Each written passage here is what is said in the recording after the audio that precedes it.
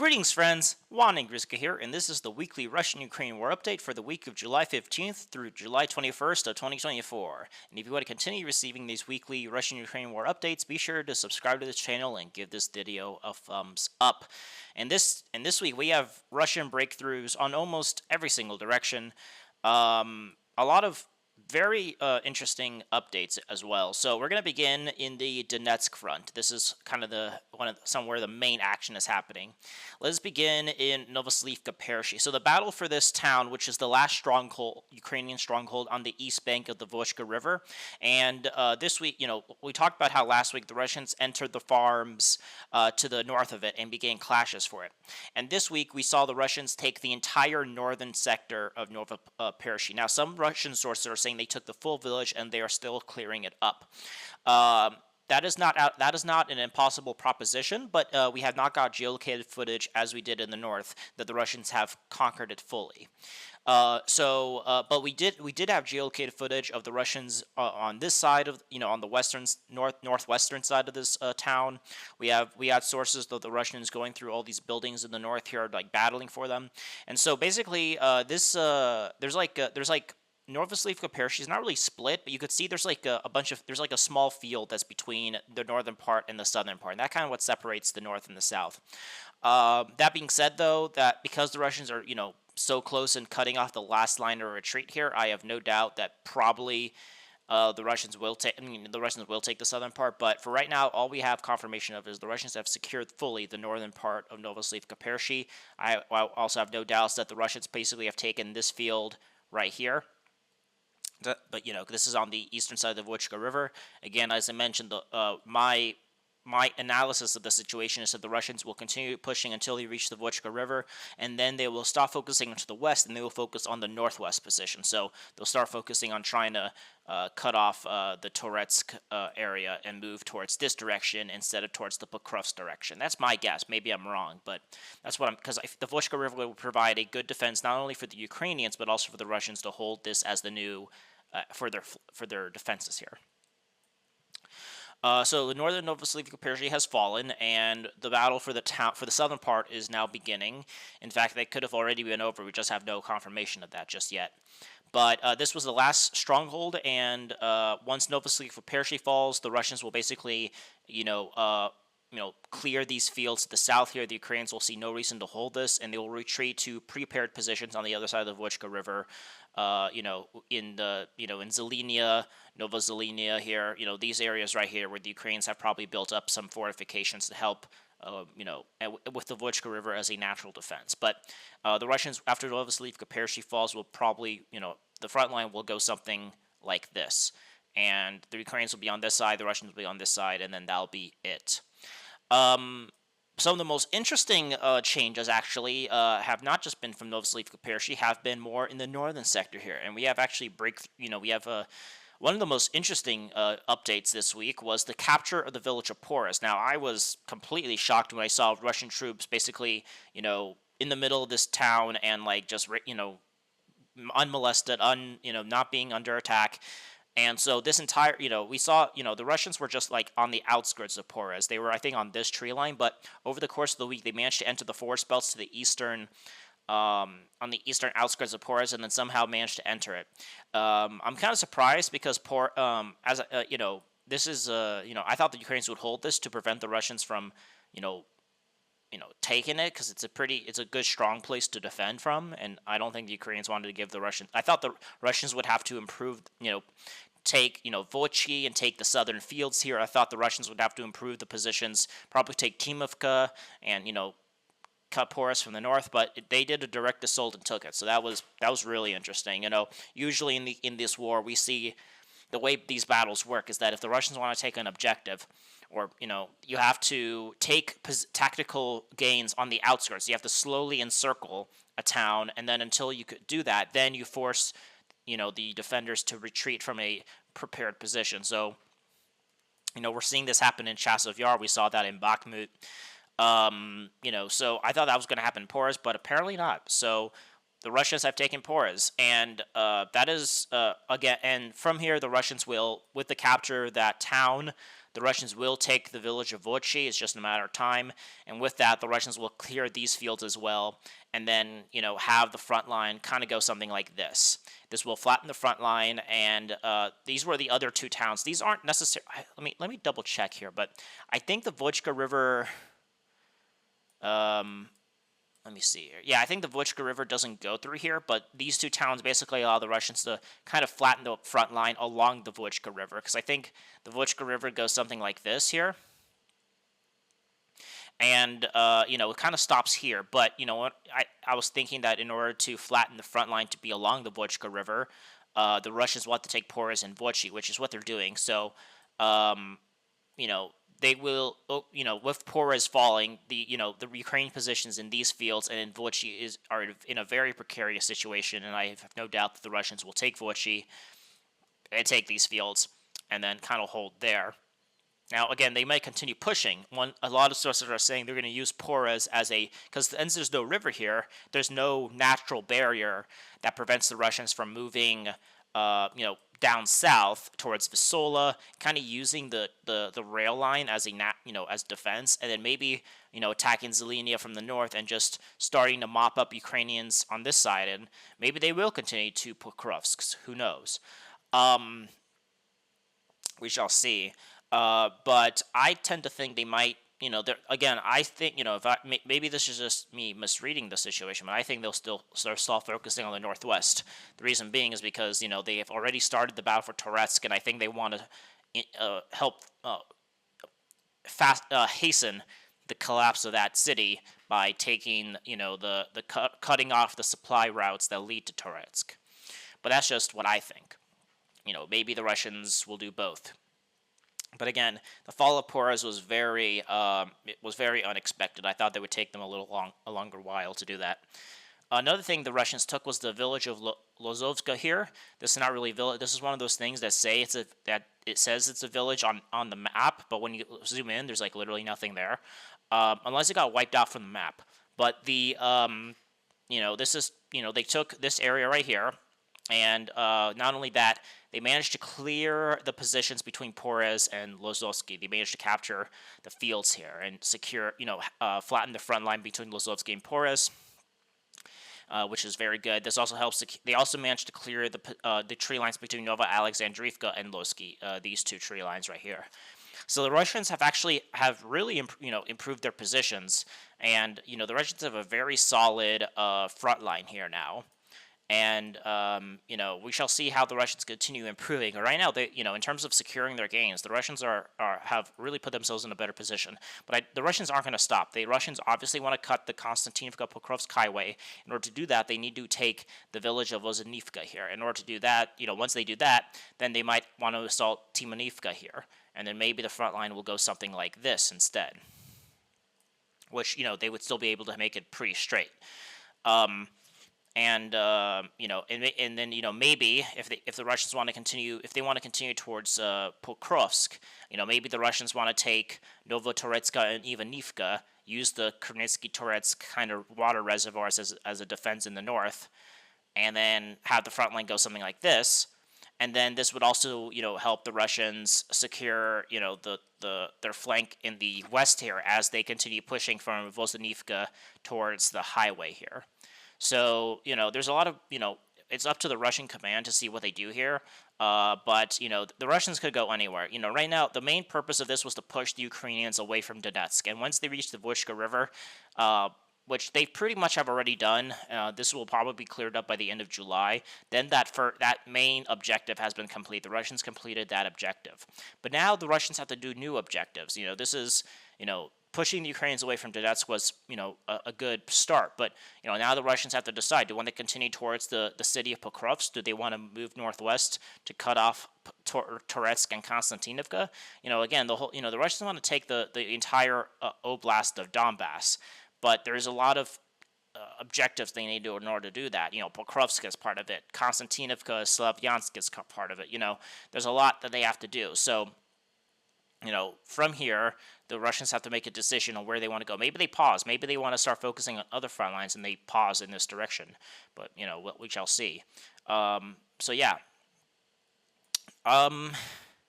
So, the Russians will continue. They'll clear. They're gonna be mopping up. These fields, and this will probably be done by the end of July. And for the rest of this year, we shall see if what the Russians plan on doing. Will they continue pushing towards Pokrovsk? Because if they do, then they'll have to clear up. There's a lot of large towns that are in the way of Pokrovsk. There's Selidova, there's Novoigrovka here, there's Gordivka here. If you zoom in, these are pretty big towns. That the Russians will have to take. Selidova especially. And this will be a very bad. And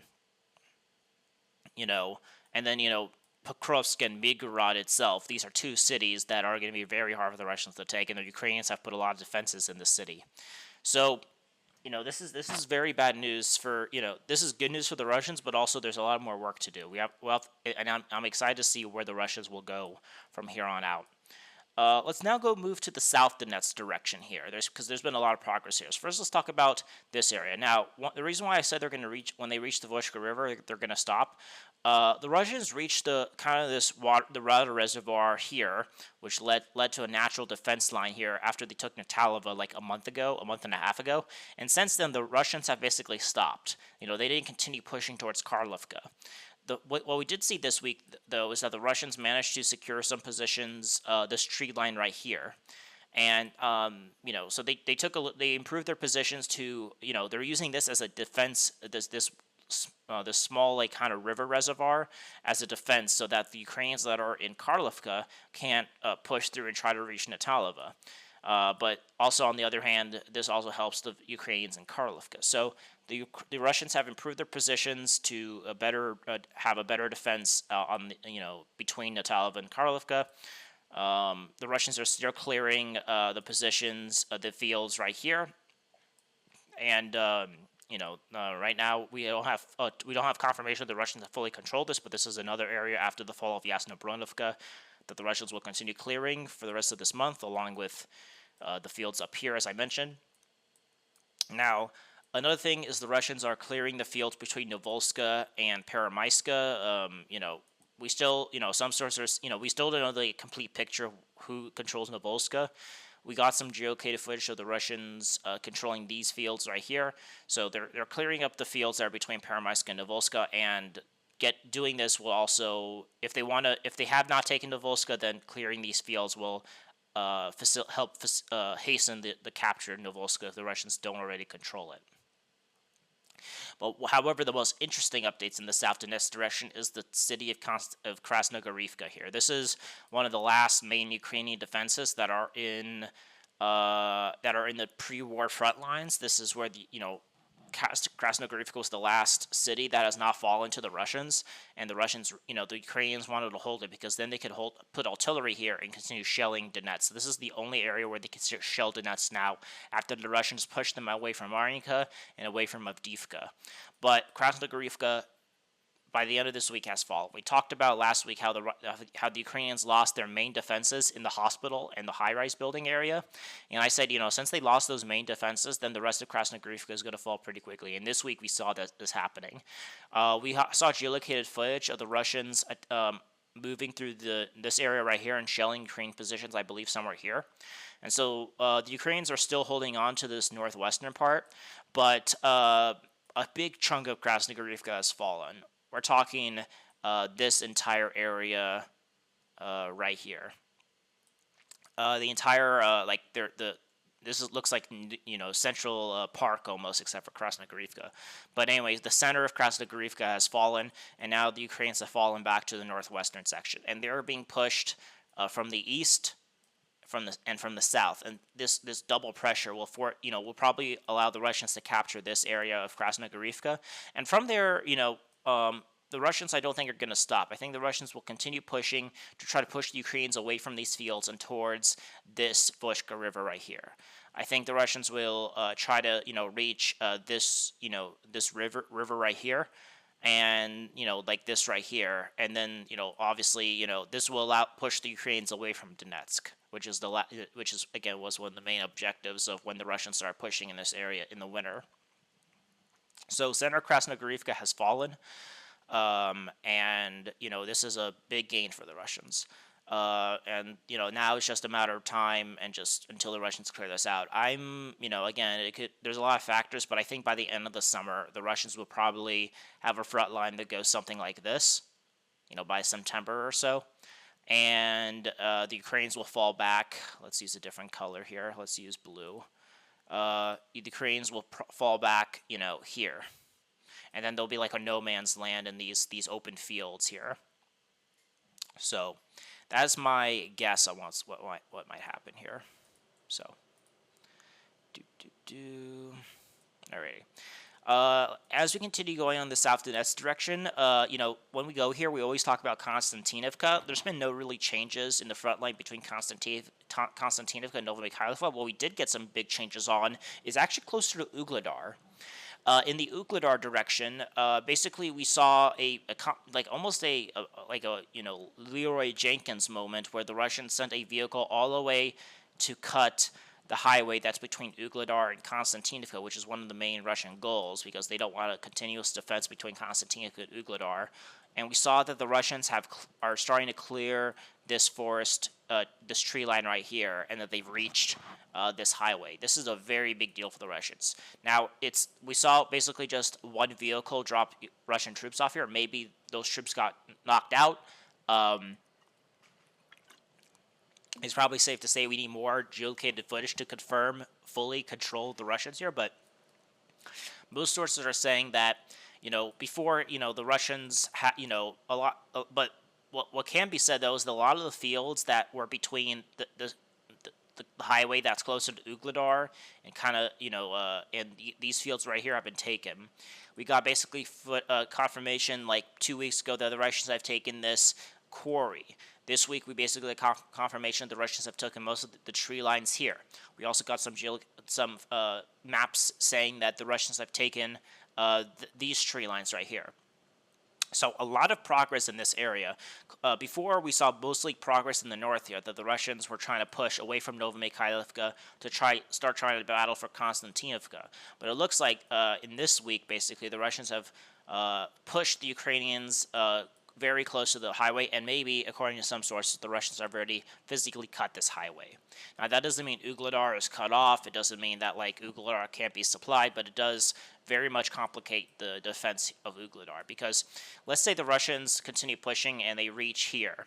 Now, the Ukrainians have a lot of defenses here. They have this coal mine. They have another coal mine here. There's a lot of big industrial coal mining sectors in this area right here. This is what helped Ukrainians control Ugledar when the Russians tried to attack it about a year and a half ago. But if the Russians are here, then the Ukrainians can't reinforce Ugledar, like they did last time, and prevent the Russians from taking the town, because then the Russians will be right on their doorstep and they could pin the Ukrainians down as the Russians in Ugledar storm it again. So we shall see. Ugledar, I think, is a goal of the Russians this year. But again, the Russians, as they've been doing have been trying to prepare the conditions for a successful offensive on that city. There's been no real changes on the Kherson and Zaporozhye fronts. There's been, after the Russians are consolidating in Starmayorsk and Orozhina after the capture of those two villages.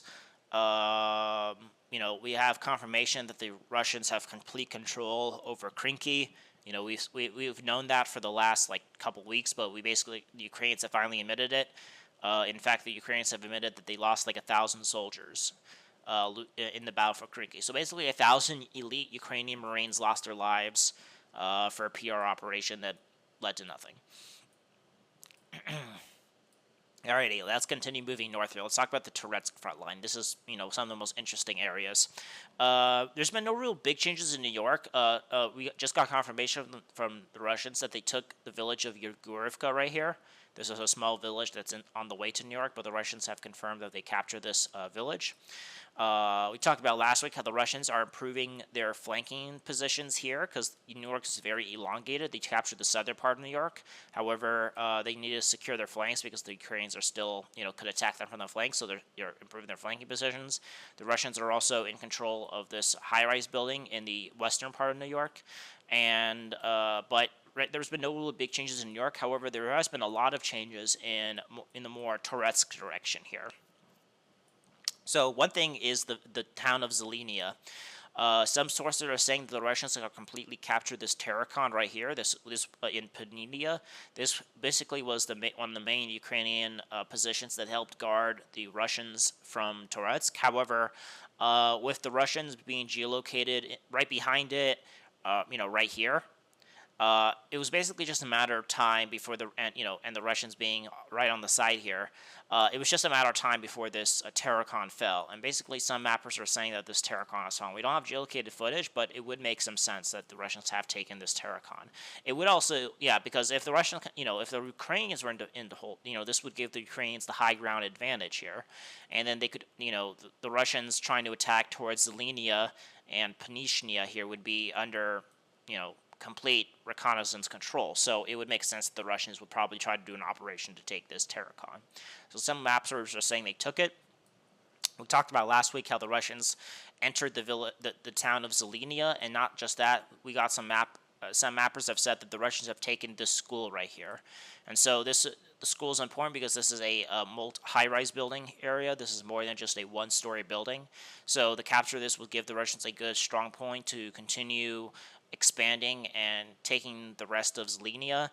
The Russians will probably try to capture, some fields here and, continuously improving their positions here. The Ukrainians have a Terrakon right here, that could help support themselves. They also have some high-rise buildings right here.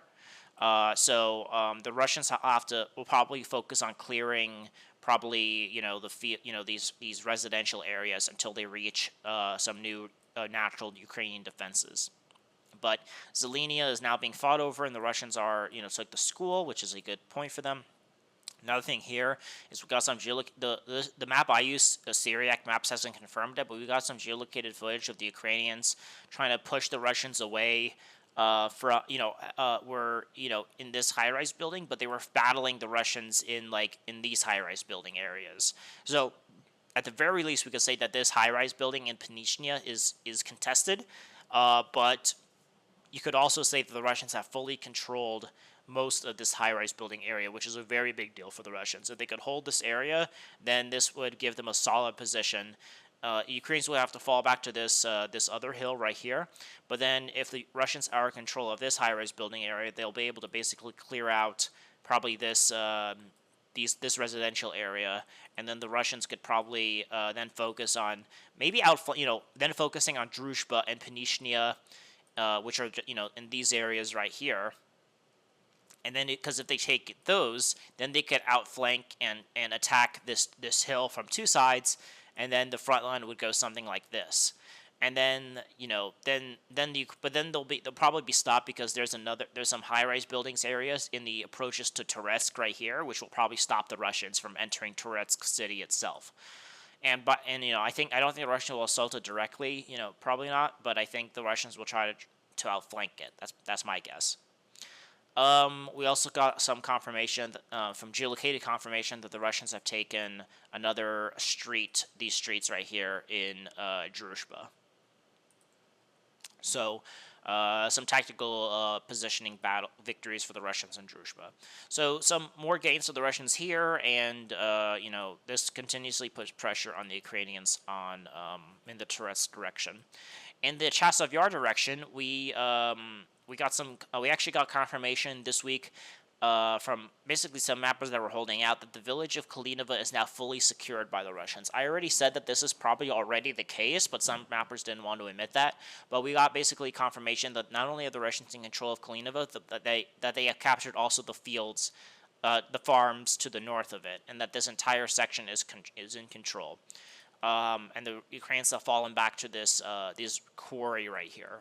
We also have some mappers saying that the Russians have taken this forest belt right here on the approaches to Grigorka, and I probably have no doubts that probably instead of attacking Chasiv Yar directly, the Russians will want to focus on improving their flanks. I think the Russians want to clear out, this side of the Sovietsky Donetsk Canal here, and probably try to clear, fully secure Klishevka and Andriivka, but they also want to secure the north. They probably will probably try to attack Ryukovka and take this village right here, and then but that way they could have multiple ways to cross the Seversky Donetsk Canal and start surrounding Chasiv Yar.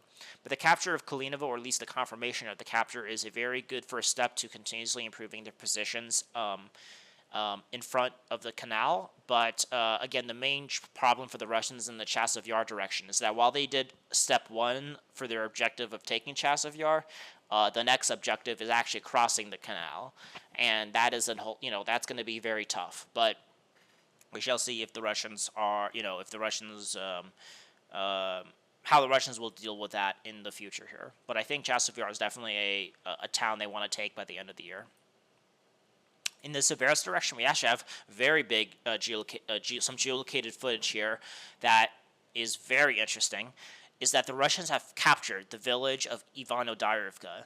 And this is a big deal because before, the map basically showed that the Russians were basically kind of in the south here, and and barely in control of Spornia.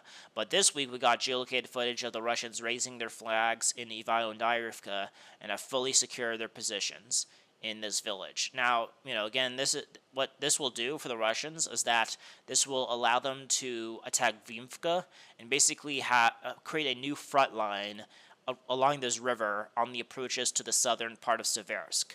And this pushes not only the Ukrainians away from the highway between Lysychansk and Bakhmut, but also this is a good first step in the battle for Seversk. Very big progress for the Russians. I'm kind of surprised. I have no idea how they were able to do that. Like, maybe, again, the thing is with this war is that the only way we can make updates is from the footage we see. And sometimes some battles just don't have footages. Some troops and units just don't upload, or maybe we just don't see it. And so, we always have incomplete information. I think most of the time we have a lot of the information, but we don't have all the information. And sometimes we miss that maybe the Russians or the Ukrainians are in a better position or in a worse position than we expect. And we always have to update our maps and such like that. And it seems like in this situation, the Russians are actually making a lot more progress in the Seversk direction than we expected, and managed to capture Ivano-Dyrivka. Now, the Ukrainians still have a little bit of a high ground advantage, not too much, but they are still in the south here. And, so I don't expect the Russians to cross the river and try to attack them head on. But I do think that the Russians will focus, will probably secure their positions here and probably try to start advancing along this rail line and clear these towns that are in the south of Seversk. We also have geolocated footage, or not geolocated footage, but some pro-Ukrainian mappers have confirmed that the Russians are in control of the Rozdolovka farms right here, and that the Russians are also using the rail line to advance from Rozdolovka and start trying to reach the village of Perzinia here. So they have not entered this town just yet, but some people are saying they're using this. They're going to try to enter Panichnia and try to take this area right here, because if they do that, then this really complicates Ukrainian positions in Fodorivka here, which is they were using this to hold the Russians in this area right here. So, the Ukrainians in Fedorivka could be outflanked if the Russians aren't stopped in reaching this area right here. So, but they have not reached it yet, but they have made some progress in that direction. So, a lot of big progress in the Seversk direction for the Russians. In the Liman direction, the Russians have made some small progress here. We have some geolocated footage that the Russians have taken some places to the north of Terny. Perhaps this is not something they took this week, but just when they tried to attack Terny, they probably captured this area right here. And as they try, we had to adjust our maps a little bit here. But, again, the battle for Terny ended in a Russian loss. They were not able to capture the town, but we did basically show that the Russians took more ground than we initially expected. We also have some footage that the Russians actually have taken more ground in Novolska here. They took this area right here. Maybe this is just tactical positioning. Maybe this happened earlier and we didn't expect it. But basically, the Russians have improved their positions in the fields here. Again, attacking through these fields in this war is a very big proposition because, again, because of FPV drones, when you attack through the fields, you have no cover, and you can't. You need to cross these large fields with like a vehicle, and when you cross with vehicles, you're attacked with drones. So it's very hard to move from the the Ukrainians have positions on the Zhirbets River with these towns, and the Russians have basically positions on the highway here. And so this is where they kind of have their main positions. But then to cross the fields in the middle for either side is a very big proposition. This is why it's very hard for the Russians to push through here. However, where the Russians have been making some progress is in Makivka, which is very interesting. So we talked about how the Russians entered Makivka last week. However, we got basically some geolocated footage that the Russians have taken the northern part of Makivka. We got geolocated footage of that. Last week we got geolocated footage of them in the center of the town, and now we got geolocated footage of them in the northern part of the town. Now, because of that, I'm pretty certain that the Russians have probably already taken these farms. And the only thing that's saving the Ukrainians for the rest of Makivka is that Makivka is split in half by the Zhirbets River, and crossing a river is a bit of a tougher ask. So anyway, for Makivka, the Russians will probably clear the farms to the south of it, and the saving grace for the Ukrainians is that the Russians will have to cross the river to fully take Makivka. But we have to see. We'll have to see if the Russians could do that. They can, but again, it's a bit. Makivka is not a straightforward ask to take. So the Ukrainians will probably try to hold positions on the western bank of the river right here, and the Russians will continue focusing on probably taking the farms to the south here. And then, we'll see if the Russians just, split Makivka in half, or if they cross the river and try to take the rest of Makivka. So we shall see how that operation continues. One of the most interesting perspectives is in the Kupiansk direction. This is where another breakthrough of the Russians happened. And this time is in the village of Pishchane.